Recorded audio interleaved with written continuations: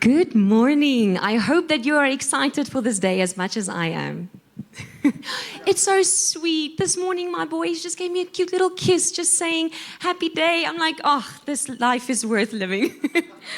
Awesome. I have a special word for you today that God shared with me, and I hope that this blesses you as much as it blessed me. Some of what is in your hand is for you. So take your hand and put it. Say, Meine, mine. The kids know that word very well. Mine, mine, mine. So some of what is in your hand is for you. But some of what is in your hand is not for you. Let's look at our first verse. 2 Corinthians 9, verse 6. Remember this. Okay, so please take your left thumb, because I believe people that are left-handed are smarter. However true that is, I don't know. I'm right-handed for anyone who wants to know. So take your left thumb and twist it here right next to your head. Say, remember this. Okay, remember this. This is important. He who sows sparingly and grudgingly will also reap sparingly and grudgingly. Okay, so that part is not as awesome, but this part is just great. And he who sows generously, blessings may come to someone, will also reap generously and with blessings. So if you are willing to trust God and that He knows what He's doing, blessings will abundantly be showered on you. 2 Corinthians 9, verse 10 to 11. And God, who provides seed for the sower and bread for eating, will also provide and multiply your resources for sowing and increase the fruits of your righteousness, which manifests itself in active goodness, kindness, and charity. Thus you will be enriched in all things, in every way, so that you can be generous, and your generosity, as it is administered by us, will bring forth thanksgiving to God.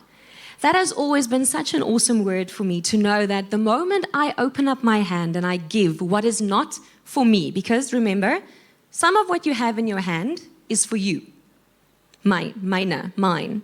But some of what you have in your hand is not for you. And when you open your hand and you give that, you generate thanksgiving in that person's heart. I think that's an awesome superpower to have. To have that ability to create thanksgiving in someone else's heart. I mean, how many people go through life very sad, very distracted by situations, and there's absolutely no thanksgiving in their hearts. But when you give, you can light a little fire inside of them of thanksgiving. Okay, so this is the fruit that you receive from God.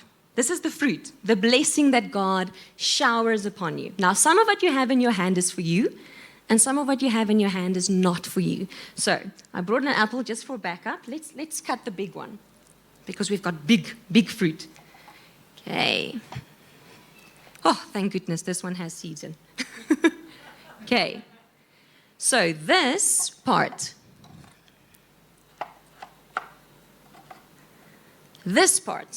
is for you. You can eat this. You can enjoy this. You can take your wife out to dinner. Hint, hint. Where's my husband? You can take your wife out to dinner. You can buy a nice car. You can have a beautiful house. This is for you. But this part is not for you. It's a seed to plant and to see how it grows. This part you must plant. And you plant it in many ways. You plant it by sowing your car. You plant it by giving whatever God puts on your heart to give.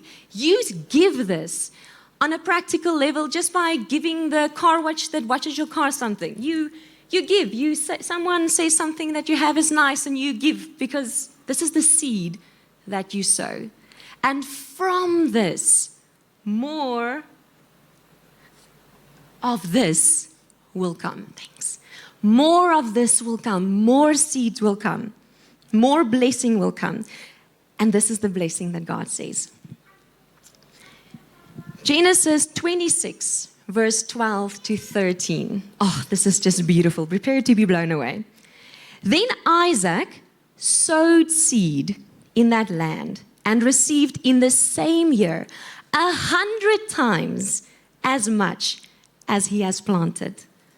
And the Lord favored him with blessings, and the man became great and gained more and more until he became very wealthy and distinguished, because he planted the seed.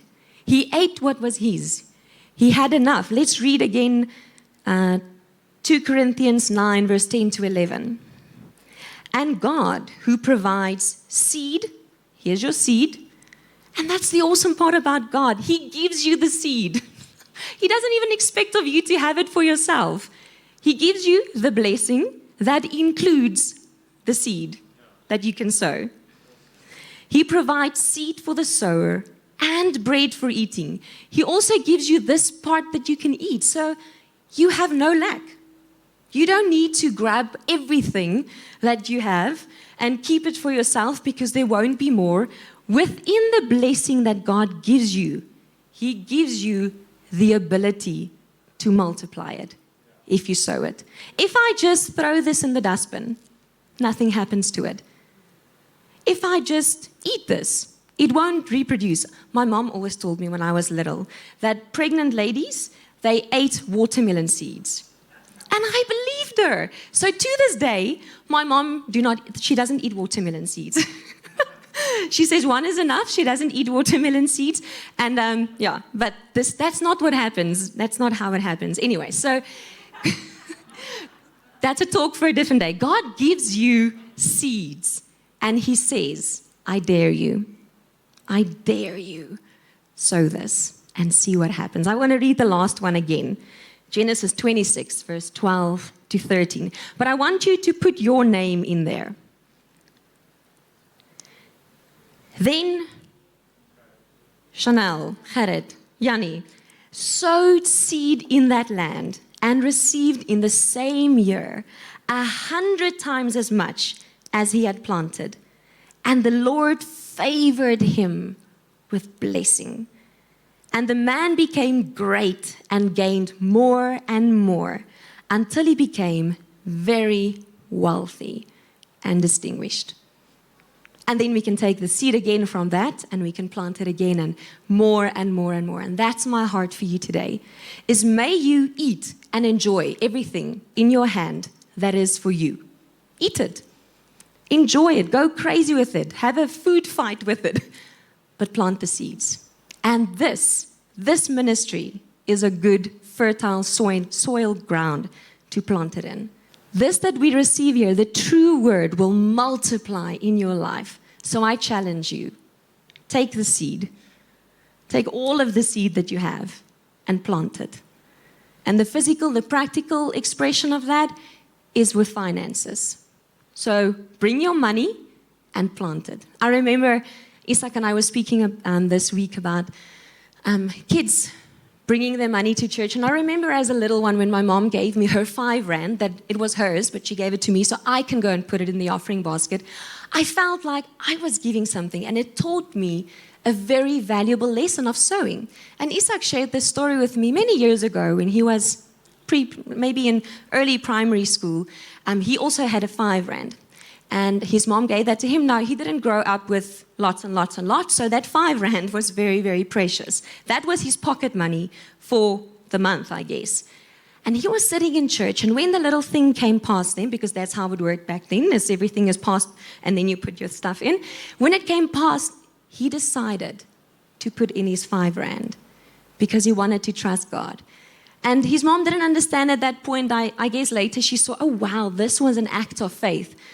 And I want to challenge you to make that act of faith, to say, I'm going to take my seed and I'm going to plant it. Awesome. That is the word. Plant your seed. What is not in your hand for you to eat, plant it. Amen.